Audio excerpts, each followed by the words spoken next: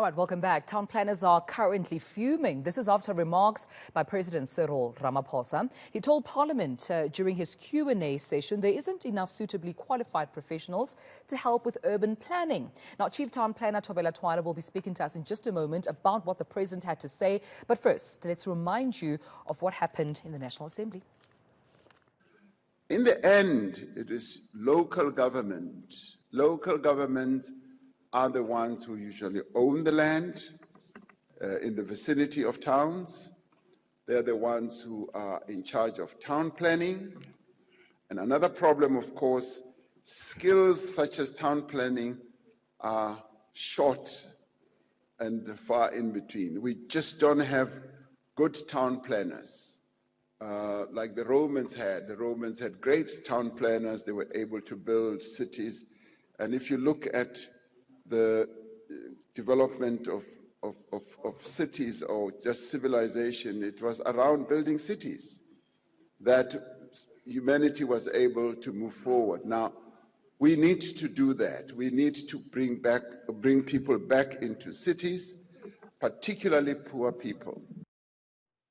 And that's, of course, President Cyril Ramaphosa speaking there in the National Assembly. Tobela Twala joining me this morning, Chief Town Planner. Thank you so much for your time, Tobela, and good morning to you. Just to quote the President, the skills in town planning are short and far in between. Is this the case? Do you agree with what the President had to say? Thank you so much, Tumelo. Unfortunately, this is not the case, because town planning, just like with any other built environment profession, it's actually, well-resourced. The literature in the universities is up to world standard. And it's actually one of the most progressive, profession in South Africa, actually.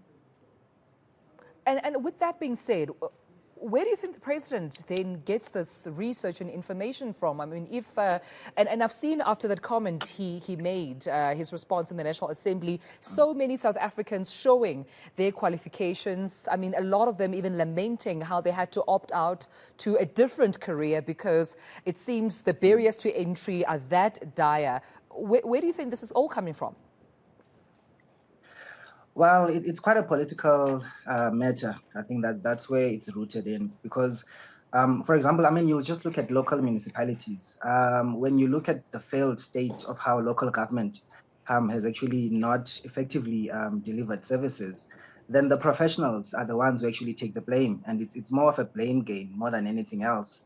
But in terms of the town planners themselves, the data speaks for itself. Town planners actually, just like we had with the apartheid town planning, the town planners were key to actually roll out the apartheid planning policy, So even with us town planners now, currently, we've got the Spluma Act, which actually is at the forefront of actually rearranging that and correcting what happened in apartheid.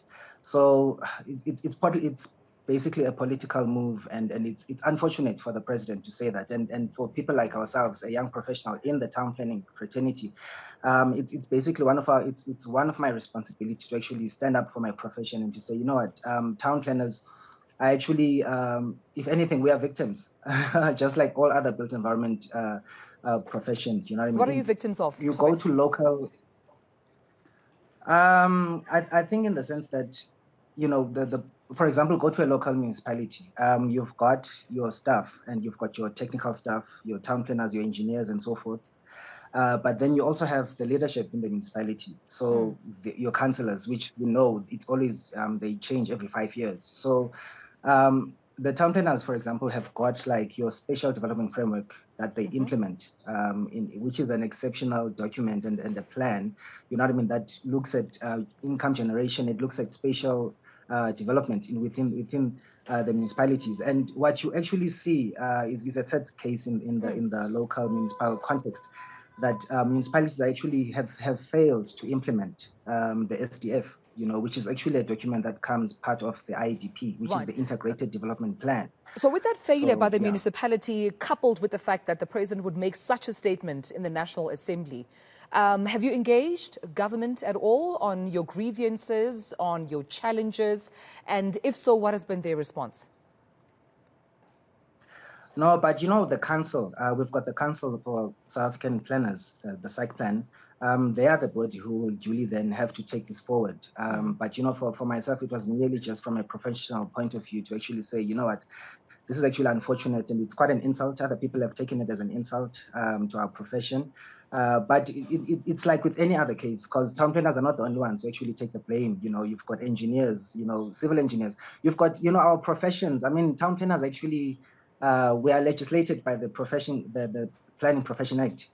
So whatever that we do, even the act that we implement, the Spluma Act itself, it's legislation. So everything is legislated. And at the same time, town planners are not actually working in silos. We work with, for example, there's multiple stakeholders that we deal with. As I said, there's the other built environment stuff, but also you've got other key stakeholders like your human settlements for the social housing factor that they were talking about, which is also affected by politicians within local government. So those are the issues that you actually have in South Africa.